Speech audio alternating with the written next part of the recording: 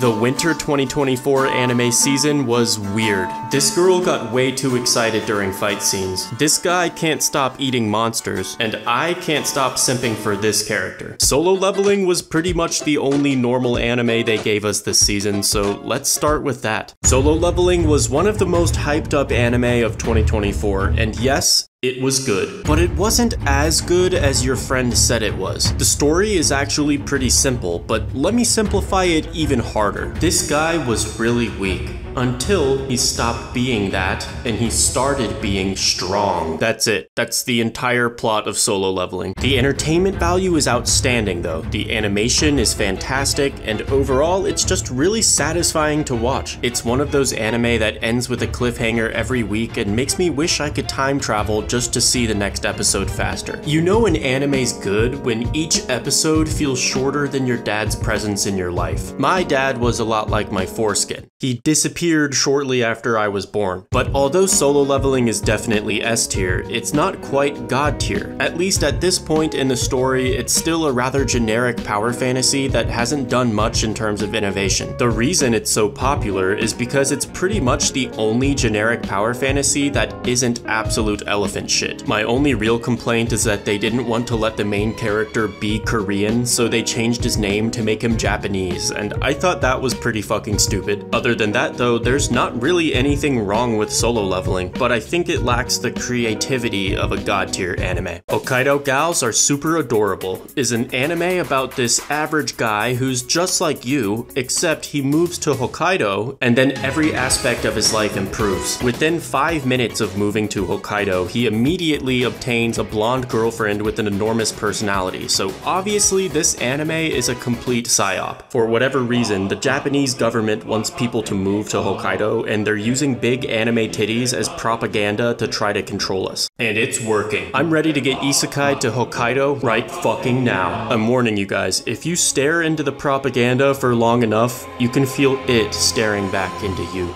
Glory to Japan! Long live the Emperor! Maybe Hokkaido is where my dad went. Pearl Harbor wasn't even that bad. Sorry, this anime is actually pretty good for a generic rom-com. The Hokkaido setting definitely helps, but the characters are still interesting enough to make it worth a watch. I even made a whole video about it. It used to just be Kaido, but then your mom was born. B tier is where I'm ranking this, but it could have been A tier if the main character's grandma wasn't such a bitch. Gushing over magical girls has got me gushing all over the floor. The family that lives in the apartment below me literally drowned because I was watching this anime. I'm gonna try to keep this PG, but basically there's a really shy introvert named Utena who's obsessed with the 3 magical girls who protect her town. Utena was their biggest fan until she gets approached by this evil Kyubey thing that turns her into a villain. And as the villain, Utena has to fight the magical girls despite how much she adores them. But then after she defeats them, she gets turned on, and then she does things.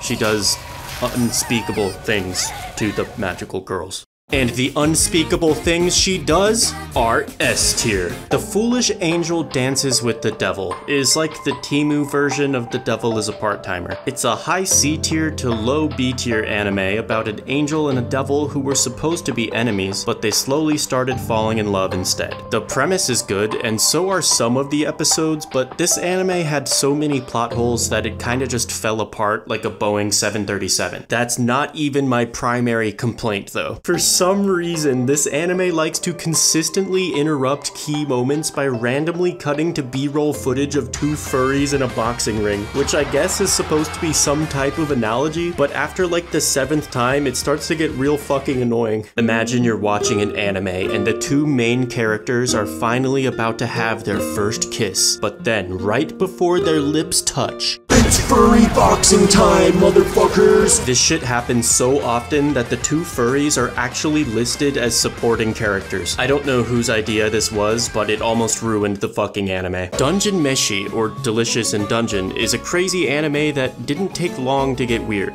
The main character watches his own sister get killed by a dragon, and his reaction was basically just, Ugh, I'm so hungry. And then the rest of the anime is about cooking. He's obsessed with eating monsters, so the entire season is just him chopping up dead enemies and trying to cook them, and he doesn't give a fuck if they're edible or not. He's like the LA Beast of D&D. If it exists, it's food. So each episode, his party encounters a different enemy, overcomes a new challenge, and always ends with a feast. But little did he know, the most delicious snack was right beside him the whole time. Although this is primarily a food comedy, it also has, unironically, some of the best world building I've ever seen. This anime is actually amazing, and I'd highly fucking recommend it. S tier. I wanted to give this God tier because it is better than Solo Leveling, but there's one anime that's so good, it deserves to have God tier all to itself.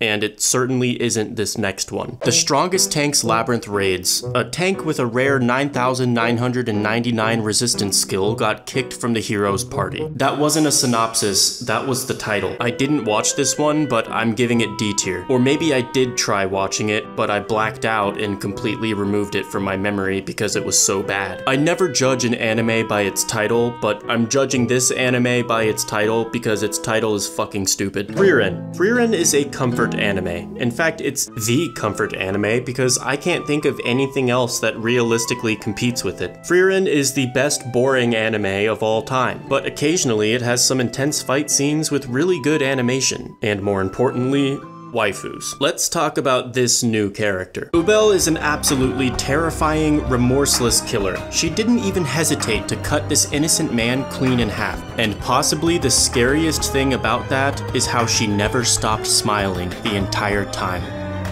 Smash. Normally when dealing with these types of women, my first thought is, I can fix her. But for once, I don't think I can fix her, and I don't think I should. She's perfect just the way she is, so if anything, I think she can fix me. I'm also a longtime fan of Pan Piano, but this time I thought I'd switch things up and actually unmute the sound for once, and wow, she's really talented, guys. I didn't even know she played the piano. Frieren aired 28 episodes back to back without even the slightest decline in quality. That's a tremendous accomplishment nowadays, and I think I can finally say Frieren deserves its Mal rating because it seriously is one of the best anime of all time. God tier.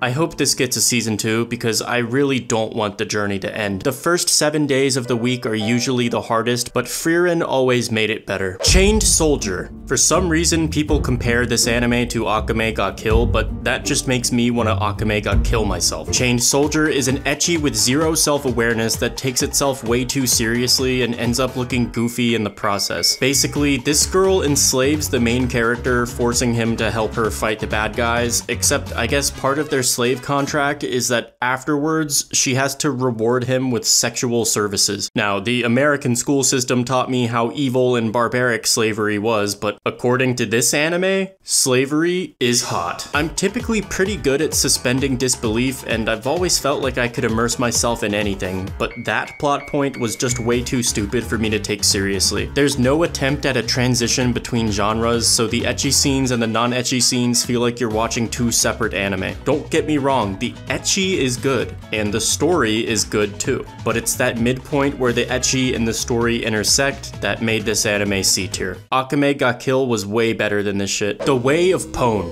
I started watching this anime because honestly, I misread the title, okay? I thought there was an R in there somewhere, but it's fine. The characters are still pretty cute, except they keep playing this weird game called Mahjong. Like every episode, they literally won't stop playing it. And I've never seen this game before. It looks really complicated, and they make a lot of references that I don't understand, so I actually felt pretty lost watching this anime. But then I started Googling shit, and I found a website that lets me play. I'm not leaving until I'm a fucking grandmaster. Or should I say, a Pone star. I think the goal is to touch as many tiles as possible, but sometimes the tiles in the middle don't consent to that. I'll be honest though, this game isn't nearly as fun as it looks in the anime. Where's all the girls? I'm just playing this shit alone. Wait, I got one?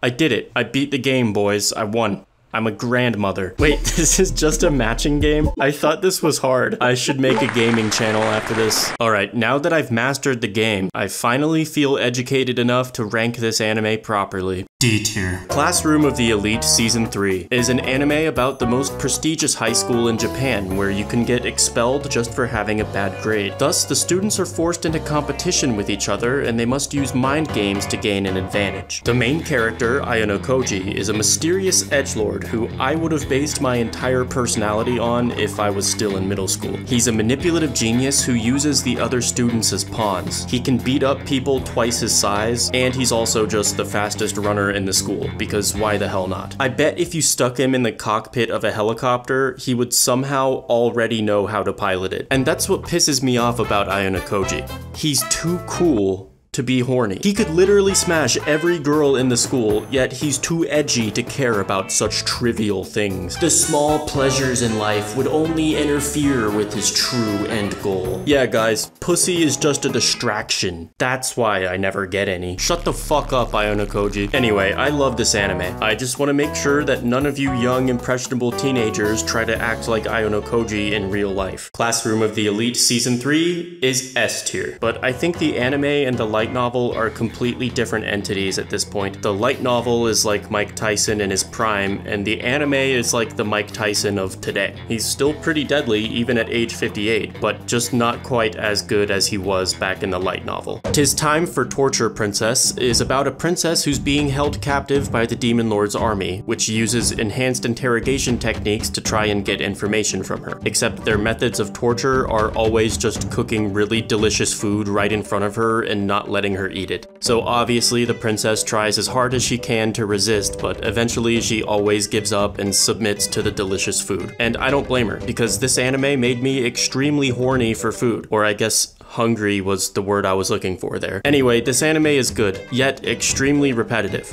It's pretty much the same episode making the same jokes with the same outcome over and over again every single time. So I'd highly recommend watching like one episode every 2 months, except maybe not during Ramadan. B tier. Seventh Time Loop is about the villainess who enjoys a carefree life married to her worst enemy. Haha, I'm joking. She's not really a villainess and her life isn't carefree. She's basically Natsuki Subaru if his ass wasn't as fat. She can return by death, and so far she's died 6 times, every death being at the hand of this guy. No matter what, he always kills her. So this time she's given up on fighting him and she's gonna try to fuck him instead. This anime is fire. It's always refreshing to see a badass, well-written female protagonist who doesn't just completely abandon her own identity after immediately falling blindly in love with the generic handsome guy who's supposed to be her love interest. There's a lot of anime like Seventh Time Loop, but very few manage to do it properly. It's not a harem, the main character actually has a personality, and the story feels genuine. Overall, it's just a really solid A-tier anime. Speaking of good female protagonists, the Apothecary Diaries is S tier.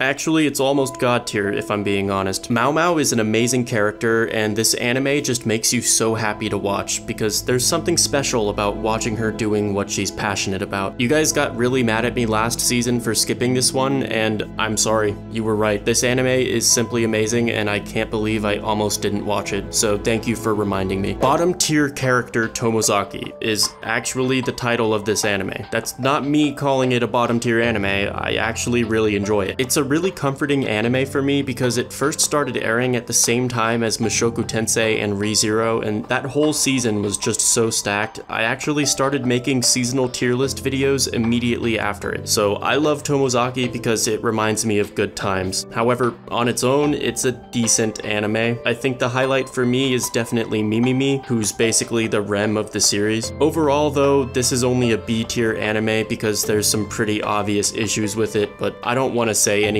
negative about Tomozaki, so I'ma just leave it at that. Last but not least, The Dangers in My Heart Season 2. Oh fuck. This is gonna mess up the whole tier list, guys. I want to put this above S tier, but I can't because Frieren deserves to have its own tier to itself. There's definitely some inflation going on here, so I'm actually gonna make a half tier above S tier called S+. It's not quite God tier, but it's halfway there. It's like S.5, and that's where Dungeon Meshi, Apothecary Diaries, and The Dangers in My Heart belong. The Dangers in My Heart is one of the best rom-coms of all time. Every episode contains unrivaled creativity and brilliant writing that completely shuts out the competition, coming second only to Kaguya-sama Love is War. I'm not even a huge fan of this series or anything, so I promise there's absolutely no bias here, it's just actually that good. And that's the tier list, everybody. I'm happy to finally get this video out of the way because next season looks insane. I'm super hyped for Mushoku Tensei to come back, and I'll probably have some videos coming out about that soon. Thank you guys for watching though. I'm Echidnut. I don't know why I just said my name like some kind of Pokemon. For some reason, YouTubers like to introduce themselves right at the end of the video, and that's pretty weird if you think about it. Anyway, yeah, peace. Bye.